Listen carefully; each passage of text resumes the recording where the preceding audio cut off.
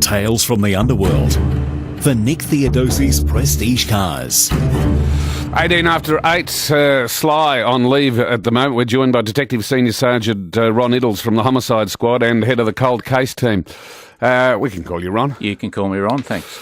You've brought props in this morning because we are fascinated, I think, as most people would, about the way that the Cold Case Squad works. And you've brought in, for example, you have a box. Can I read what's on the side of the box? Yeah, by all means, read what's on the side of the box. It says Homicide Squad file storage, deceased name, Margaret and Shauna Tapp. Offender's name, unsolved, date of incident 6 August 1986.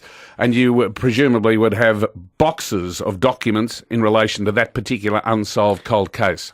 In relation to that one, we would probably have 20 box files, which would include all the original statements and the original investigation. Right, so what happens when you go, you get the 20 boxes out and you start working your way through them? What is your principal aim? The principal aim is to look at it with new eyes and to see if there's something that was missed by the original investigation. But in most of these investigations, and I'd always say, there is somebody in the community who has the answer, and it's about finding that person to get the answer. Now, a lady rang me on Sunday in relation to Maria James. Now, Maria James was the first homicide I did in 1980. And that was the Thornbury bookstore? Correct. She was stabbed 68 times at the bookshop there. This lady rang and she says, I've kept a secret for 33 years. I knocked on that shop door at 12:15 and the door was locked at the front of the shop. I did a U-turn and I saw a man come out of the shop. Now, the description that she gave is similar to a description of a man seen at the front of the shop at 9:15. So there's a lady in the community for 33 years has held a secret because she didn't want to be involved. She saw an article in the paper about Maria James and saw a picture of Maria James' son, Mark, and decided to come forward. Do these people actually keep the secret consciously, or on most occasions is it something that they didn't realise that was of significance until later on? Most people seem to keep it consciously, and it's a thing about I don't want to be involved for fear of repercussions. Is that going to assist you in solving the murder of Maria James? I think it corroborates the fact that at 9:30 that morning there was a man aged about 35 to 40, dressed in a suit coat, carrying a briefcase, knocking on the front door. The description that she's given me is that the man that she saw leave the shop was about 35, 40, dressed in a suit, carrying a briefcase. So that's consistent. So more than likely that person is probably the killer. Do you think you know who that person is? No, sadly I don't, but somebody in the community will probably know who it is. Have you got any DNA? There is DNA there, and we've probably checked somewhere around 50 to 60 people off the list, but sadly we haven't got the right one. You got DNA from Easy Street? There is DNA from Easy Street, and again, over the last 4 to 5 years, when someone gets nominated as being responsible or might be responsible, we go and get the DNA, but again, we still don't have the right person. What's the best bit of set of fresh eyes you've ever brought to a case, or where you've actually looked at your 20 boxes of evidence and you've thought to yourself, crikey, no one ever thought about this? I think it's about sometimes reviewing the file. I've been doing this now for 25 years, and what I say is the answer is always in the file.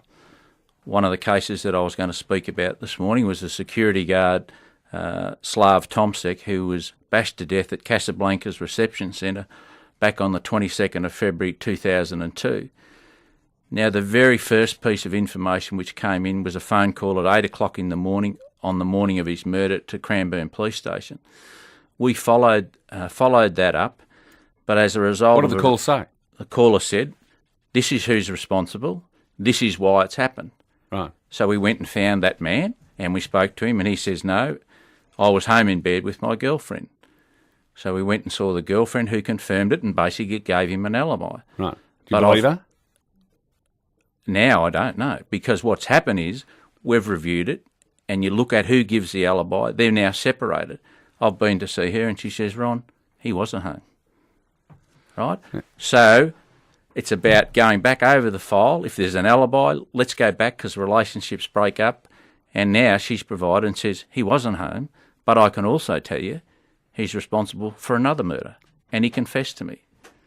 You're going to charge him with one or two murders? I'd like to charge him with 2, but it's going to take me 6 to 7 months to get there. Now, Ron, this DNA that you mentioned about, for example, Easy Street, the concept of DNA didn't exist back in 1975 or so when the Easy Street murder occurred. Did the police investigating it anticipate that there was going to be some scientific breakthrough in the future?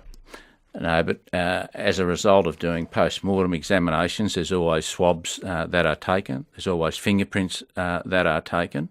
There's exhibits that have been touched. And it's a result of going back over some of those swabs and exhibits that we've been able to identify the DNA of the killer. You say you'll get the murder of Slav Tomasek, and I don't want you to tell tales out of school, and I won't say where, but you were telling me you've got a murder from about 30 years ago, which you reckon, if given 5 or 6 months, you'll solve it as well? You'll charge someone with it as well? I have another one that will be 30 years old this year. And again, as a result of some media, a man came forward and said, "You blokes got it wrong at the initial investigation. I will tell you who's responsible and I'll tell you why it happened. And I've again carried this for 30 years and I can't live with myself." So this will take me, or take my team, about 6 to 7 months, but I would believe that by about July this year I'll have a resolution to a job that's 30 years old.